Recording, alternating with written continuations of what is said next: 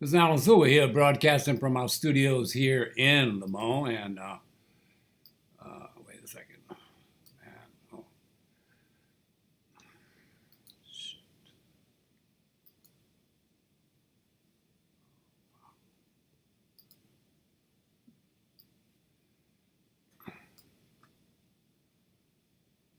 This is Alan Silva here, broadcasting from our studios here in Le Mans. And I'm only making this live video about some people here in France have decided to do a kind of thing on Alan Silva and his work. So this is the second series of this talk that you can go to on my page, which I have in front of you there. And these are people who are from the Jazz in Paris group.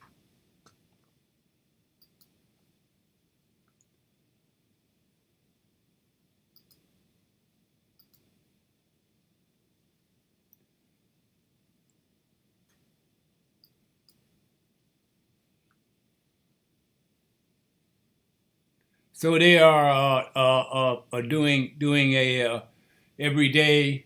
This is the second talk about the celestial, about my work, and generally speaking, they have decided to do the seasons material for the seasons. Oh, wait a minute. Wait, okay, I gotta start all over again. Okay.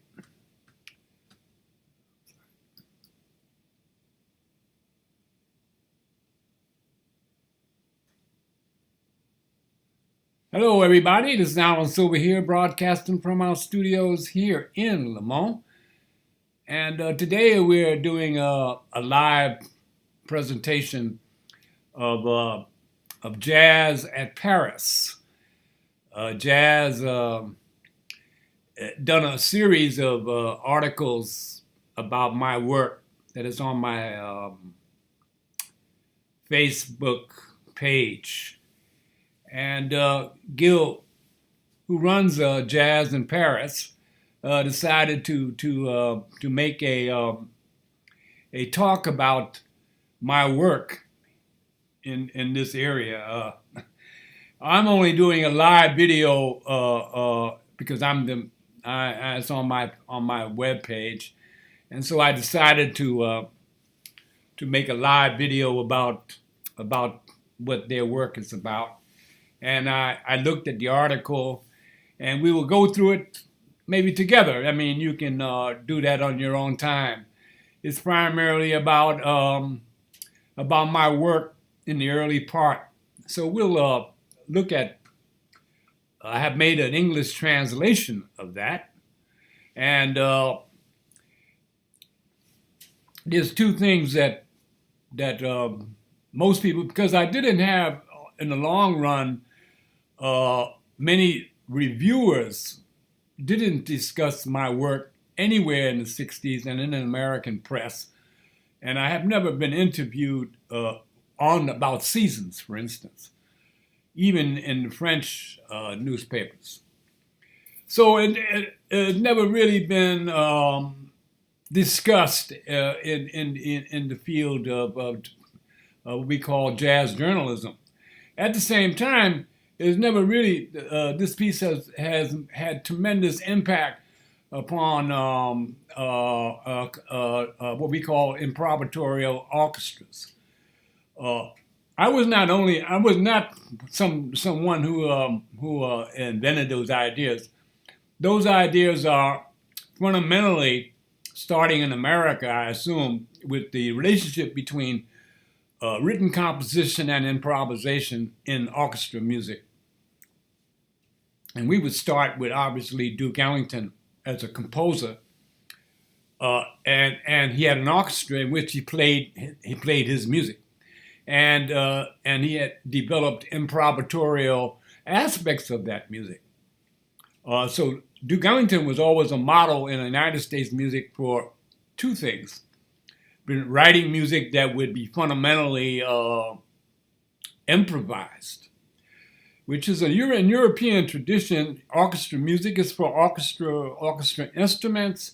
The orchestra was a set design in a certain way, in a certain instrumentation, dependent on chamber orchestras or large orchestras. When orchestras in America, such as Duke Ellington, had a broader, larger, not large in a sense, it was the saxophones, trumpets, and trombones. And in the 30s and in the 20s, there were string players and so forth. By the time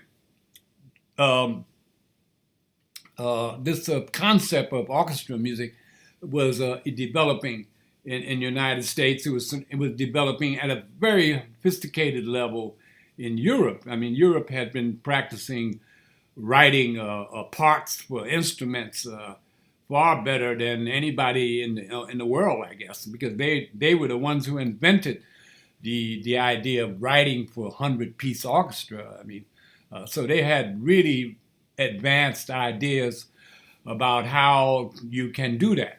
Composers and orchestrators and the sounds of the orchestra, these are fundamentally a European idea, and in the way that's going.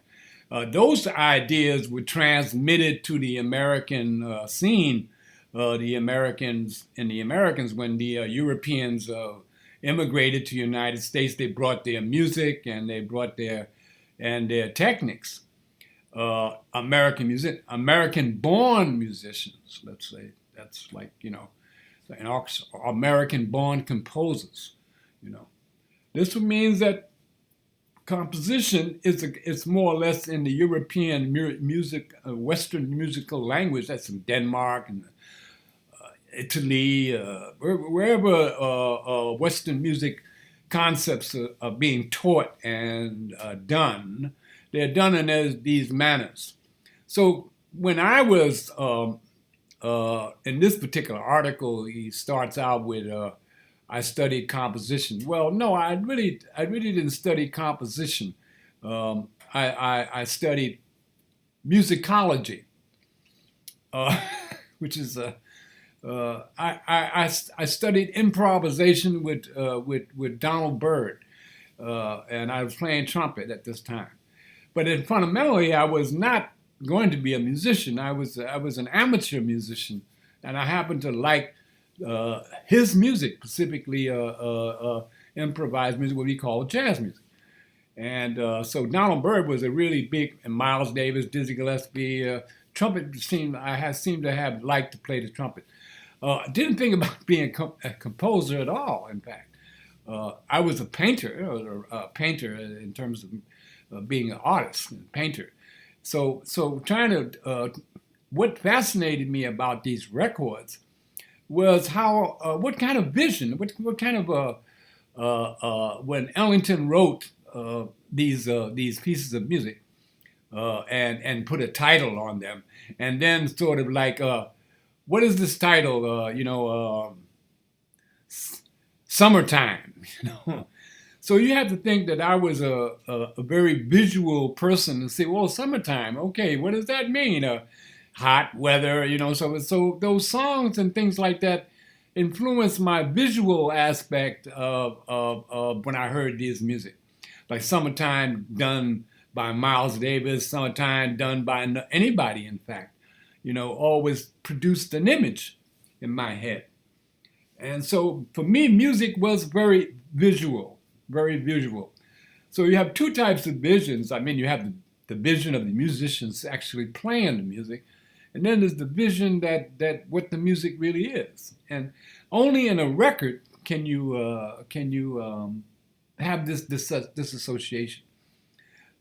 Once you buy an album in the 60s, and you put it on your record player, and you sit down and you listen to the music. In fact, now you're transported. Your mind creates fantastic possibilities, I assume. I mean, this is my own fantasy, actually.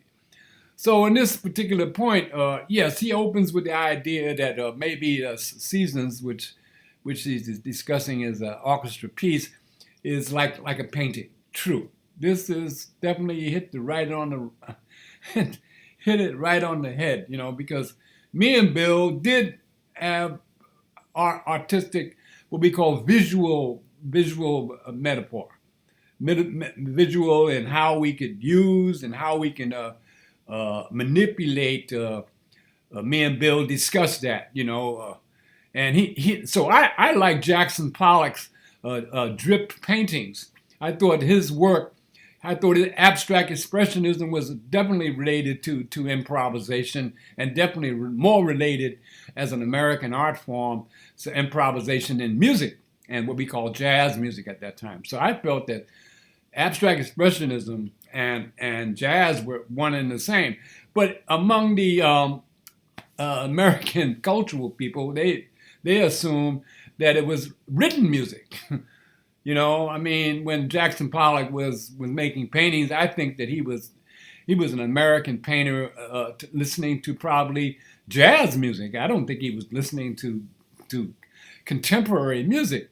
So the association between abstract expressionism and American art is American music. It's more like John Cage and so forth. I didn't agree with that. I thought that actually these guys were like Charlie Parker. They were painters, but they were actually playing American music. They were actually making American concept, which was abstract expressionism. And fundamentally, this is the contradiction that I felt that I myself as an artist had to confront the so-called cultural establishment, at the time in the 60s. And people might say, well, what the jazz revolution, the Jazz Composers Guild was that kind of concept, is that, well, we're an American artist and we call ourselves jazz musicians. Myself personally, I was not for the word jazz. I felt fundamentally that was an improviser. And I said that in the free-form improvisation ensemble in which I was a part of. Me, Burton Greene,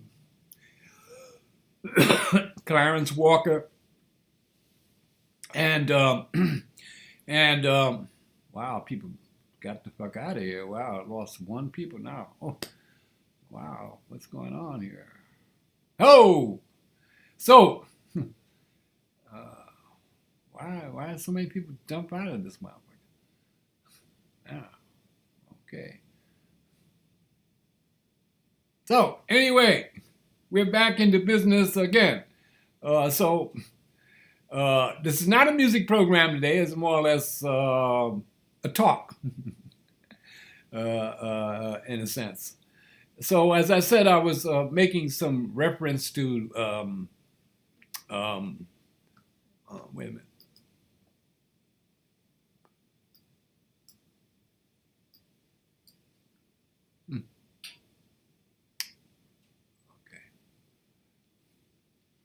So I was making a reference to the, let me just check some things here.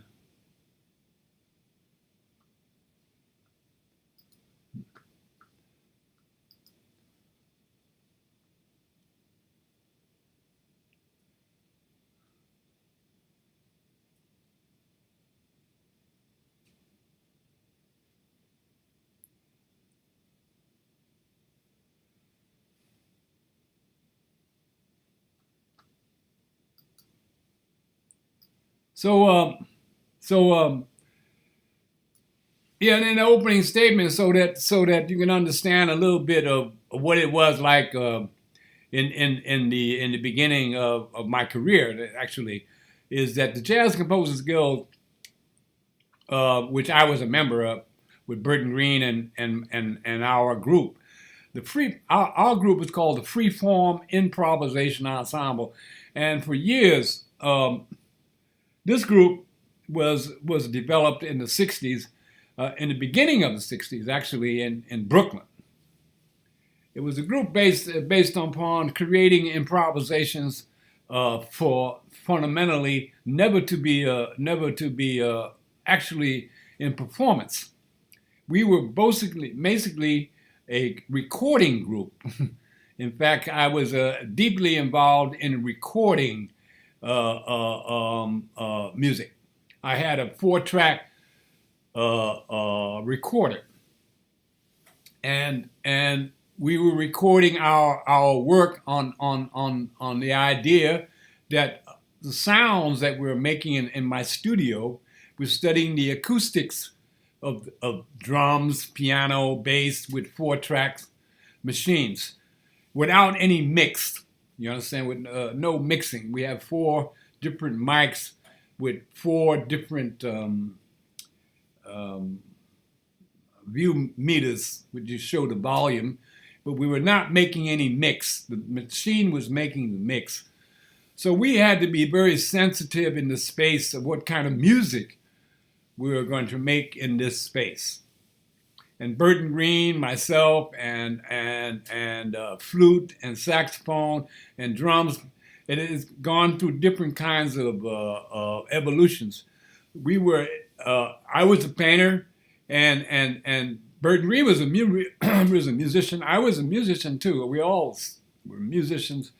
I was the painter point of view.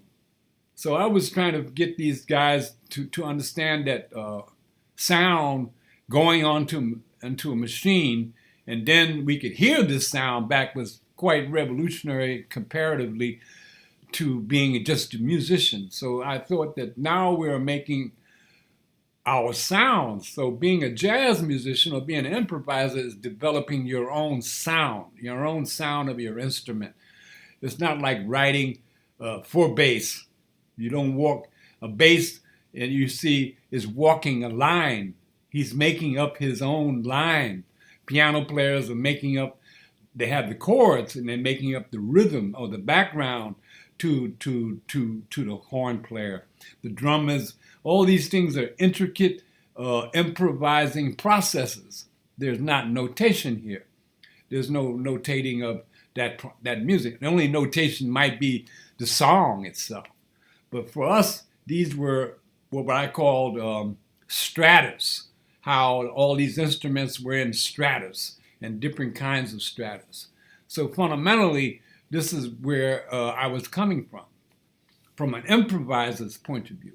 And I was very much interested in the Jelly Roll Mortons and the early beginnings of jazz or improvised compositions. That means compositions in which people improvised on.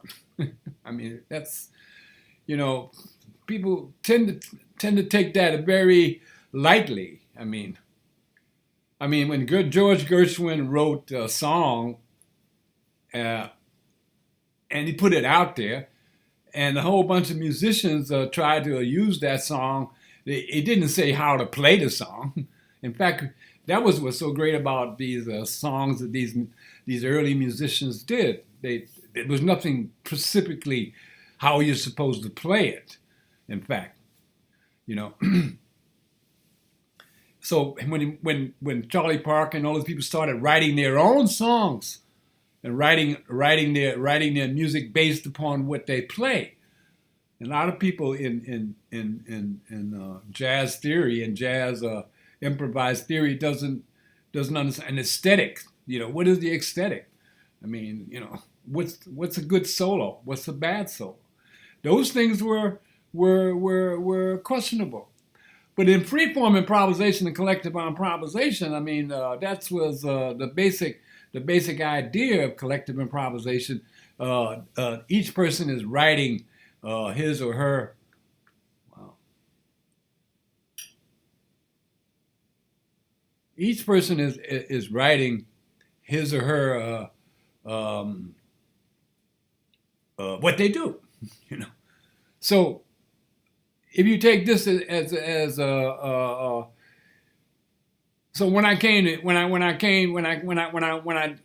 to do seasons, this is a long period of time coming from didn't have a chance to be in a band after the Jazz Composers Guild decided that they're going to break up. That left me and Burton and everybody else in in what we were doing now. I mean, people's careers were in flux. Let's say we're in all flux at this point. So consequently, by 1965, 1964, things for me were now changing. I was a bass player, and I was looking for a band to play in. But I was mostly interested in a cooperative situation. Then I decided, okay, Bill Dixon and I worked together. We worked together in a number of his ensemble pieces and so forth, projects that we worked together on.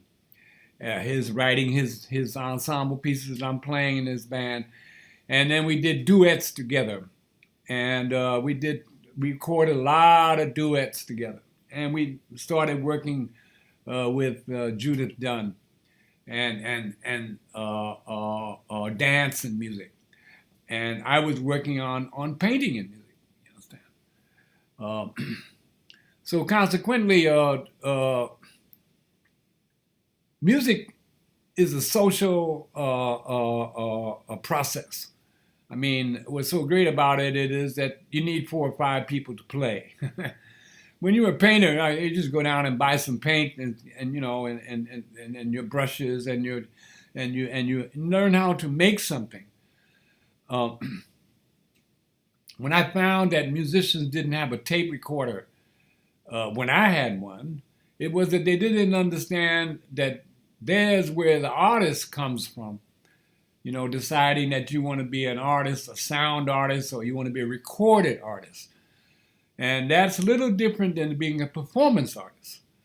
And so I kind of gravitated toward the idea that where the improvisation would be where I would like to go in with my musical concept into technology. Technology being the tape recording and then transferring my tape recordings into actually my own product. Now that's a big jump that was a big jump for any musician in New York City at the time to think about making your own records. I mean, making your own records. Wow. That seemed to be out of, everybody thought that these record labels were like, some guys with a lot of money or something. So, consequently, these for me was not so. I made some research and I found out that, yeah, you have to go into a studio.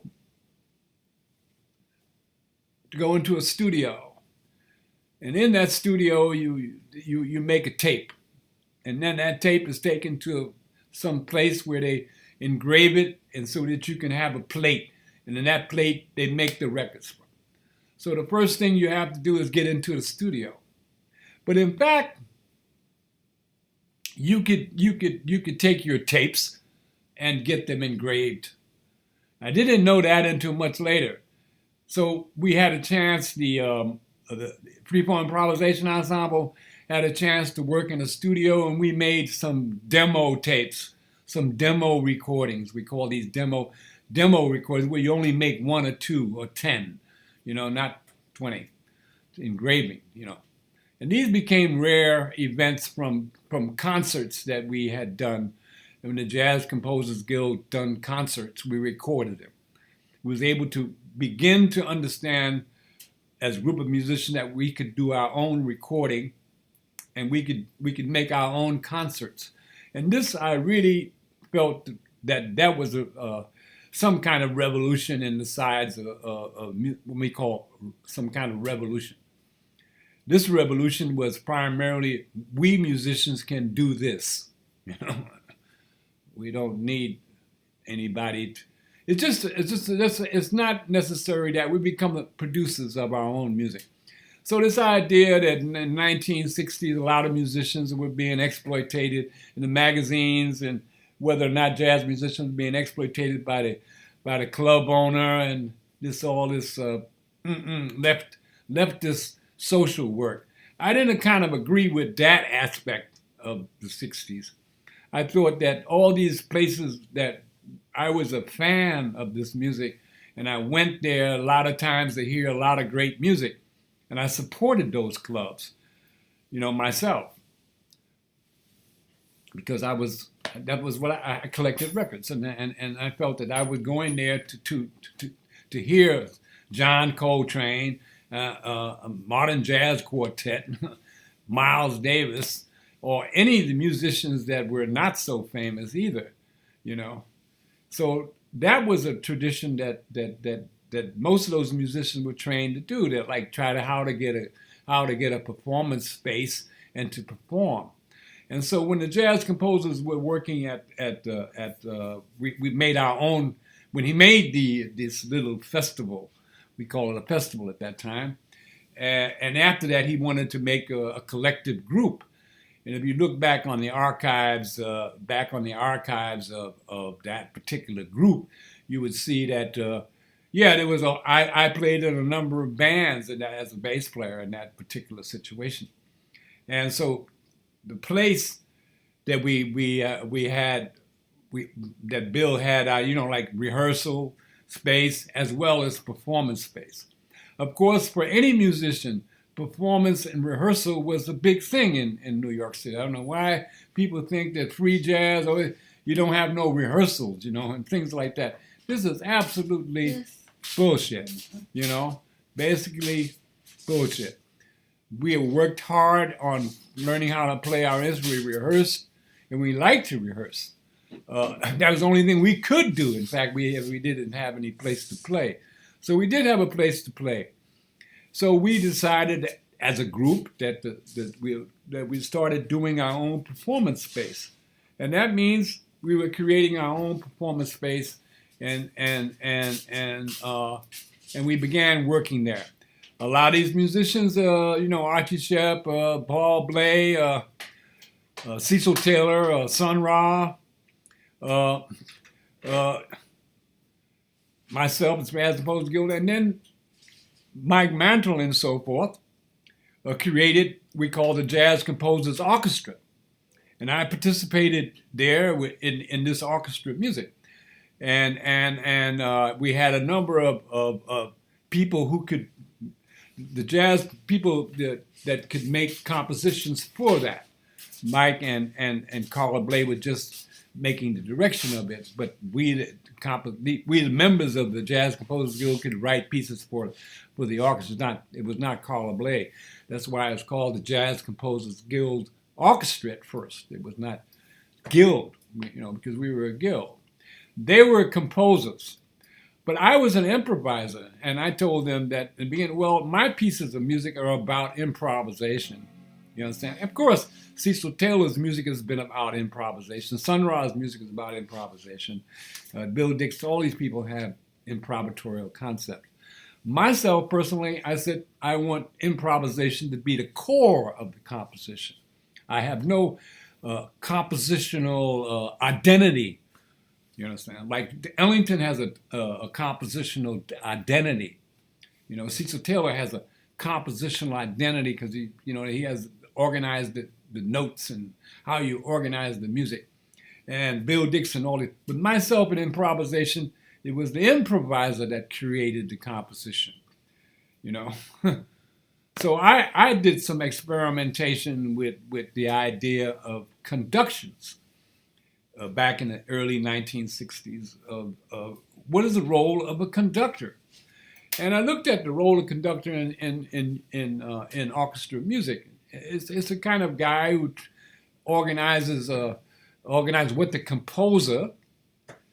He's an interpreter. We're all interpreters of the composer's music, the parts that we're reading. But he tried to put together the dynamics and the tempo and all these elements into the piece, and to control the dynamics and the timing and so forth, and the practice.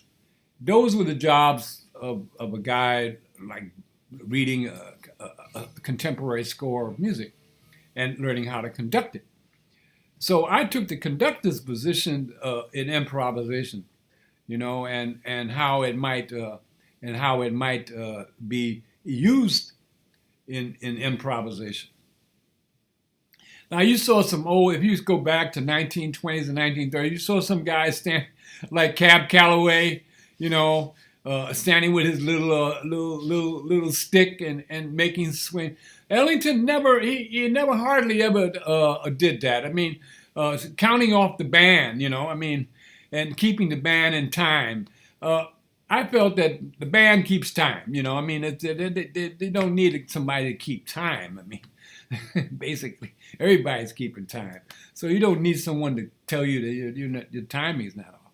So that was not what I would be interested in controlling, the timing, you know, what I call the timing, or you know, the rhythmical tempo, or if I can call it, I can count the time off, but after that, it's, what can you say? You know, after the time, you know, you're coming on the bandstand, and you know, and you're getting ready to hit, you know, and that's it. You can't say stop, you know, in the middle of a concert. No, you can't. You have to go ahead and move this massive orchestration. And another thing is like, don't play, who's to play, and who's supposed not to play, and things like that. So I kind of got these in my head, but I never wrote it and made it into a kind of concepts, such as like my colleague Butch Morris, for instance. I mean, I think he did great work in developing conductions. You know, myself was a painter. You know, as they said in this recitation, is the painting concept. You know, that improvisation musicians were painters. They were painting their own pictures. That was the only way I could look at it. Like John was painting some picture of sound. You know, when some people were in the jazz writing people. Oh yeah, he's playing too many notes. Well, what do you mean he's playing too many notes? I didn't understood this concept. A guy playing too many notes. I mean, wow. You know, the human comprehension. What do you mean? You're a human. You can understand what he's doing, eh? Basically, why should you not? So basically, you know. So basically, that's where my concept came. Now, seasons, you know, is the first time I actually started leading a band, an orchestra. It started in the late 19, I think. I was working with Sun Ra. Yeah, I had a period of time when I was working with Sun Ra, you know, and working with Sun Ra, I mean, as a bass player, I noticed that he had some conduction concepts that he used, you know, but he had John Gilmore and he had Marshall Allen, Pat Patrick, Ronnie Boykins. I mean, these guys seemed to know what he wanted or something. You know, and he had some gestures that he did, and you know, and he mastered this fantastic concept. You know, what can I say? I mean, basically, what can I say? It was, I can't, you know, it's not something verbalized, but anyway, I understood it, you know, and I participated in it. So then I knew that this could be possible, you know. I mean, you know, maybe, maybe, you know. So I made a band with Sam Rivers, Marcel Watts, Frank Lowe, Rashid Ali,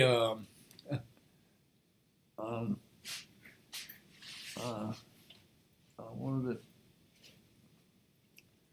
number of musicians that I could get to come up to my loft and do this experimentation. And so I never really did any performance on it, you know, actually. And so I always saw it as kind of a recording band, you know. I never saw it as a performance band, you know, like Sun Ra was a real performance band. At the same time, he was doing recordings on a really large level too.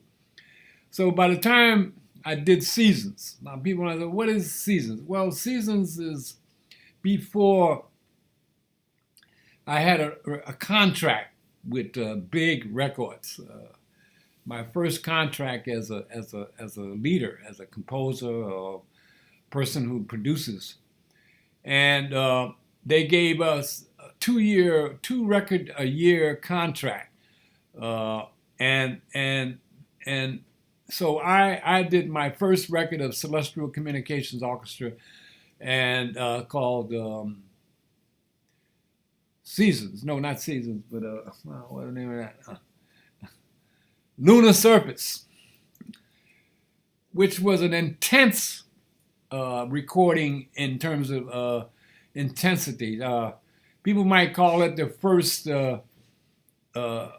What fascinated me about John Coltrane's Ascension was this opening section of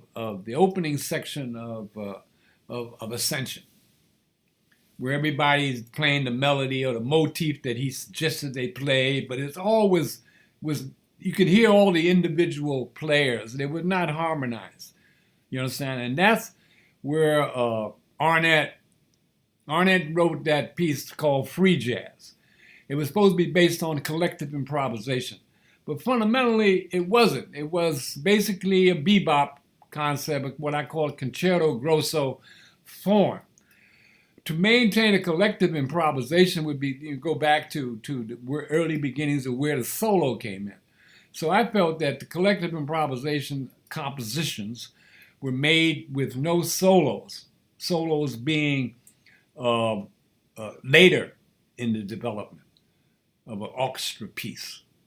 Yes, there might be moments when a player might have some space, but the specific space was like chorus. So the bebop musicians developed chorus. 24 bars, 32 bar chorus, 12 bar blues. That was the chorus. So in a sense, we didn't have chorus in collective improvisation. My point of view, anyway, it was chorus. So we have density. We have so the more instruments you have, the more density it becomes. So we need to have some control. And then remember, music is across time. Yes, music composition takes time. And a lot of people don't realize that it takes time to play a piece of music, 10 minutes. So I looked at that. I said, well, Beethoven's Fifth Symphony was no more than 20 minutes long. I mean, some jazz pieces could last 2 days. Some African musicians play for 3 days. Some Indian musicians play all morning, for instance. But we in the West, we're stuck. How long is this piece going to be? The club owner wants to know. The union wants to know how long the piece is going to be. So we have set time in the Western world. Why? Is it because people are getting paid for playing music? And we don't take this into consideration that people actually get paid to play music. And in the United States, that was, So if you have an orchestra, with guys soloing, and he's playing parts, So these were all difficult situations to put together when I decided to make Seasons. Seasons was a piece when I came to France after I made several